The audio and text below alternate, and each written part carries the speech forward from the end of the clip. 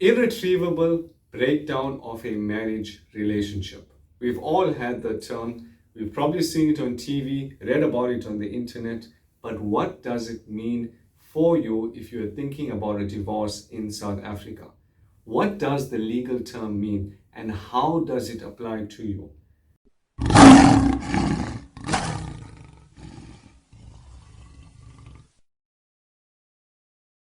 Hi, my name is Aslam Moolla and I am a registered attorney, and that's exactly what we're going to be covering in today's video.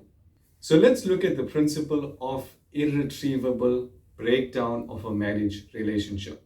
What this means is that a court has the power in South Africa to issue parties with a divorce, provided that they can show the marriage relationship between them has reached such a stage of disintegration, meaning it has broken down so badly that there is no reasonable prospect of a normal marriage relationship. It's a mouthful, but what that means is that there is no reasonable chances of you and your spouse coming back together again. If you can show that, then you have shown irretrievable breakdown of a marriage relationship. What are some factors that you can consider when you are looking at showing irretrievable breakdown? Number one, lack of meaningful communication. In other words, you and your spouse are just on different wavelengths. You all don't understand each other anymore. You say something, it gets totally misrepresented. There's just a tremendous amount of conflict.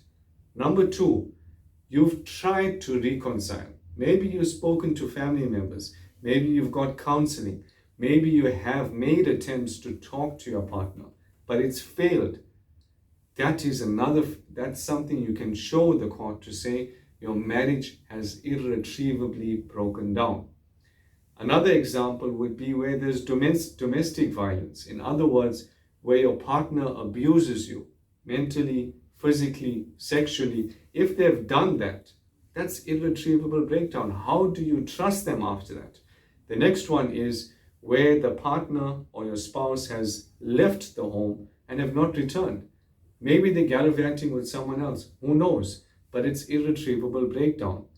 Or maybe the next ground is where your spouse has committed infidelity. In other words, they've slept with someone else, had an illicit relationship with someone else, and you can't trust them anymore. In today's times, you're also going to look at the effect of cyber relationships. Are they spending a lot of time with someone else online, engaging in all kinds of online chats and affection? What about your relationship with this person? Those are factors that you can show the court that the relationship has irretrievably broken down. Also, Section 4 of the Divorce Act mentions 3 further grounds that you can use. Number one, where you and your spouse have lived apart for a continuous period of at least 1 year. What that means is that you'll no longer live together. That just is further evidence that there's no more marriage relationship between you.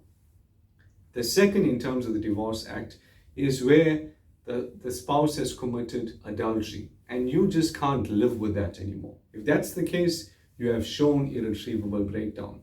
And the last is where your spouse is a criminal. And in South Africa, we can't rule that out. If your spouse has committed some kind of crime, you don't have to live with them, because that is shown that the trust relationship is broken down. In summary, what reconcilable differences and irretrievable breakdown means is that you have tried everything and the relationship no longer works.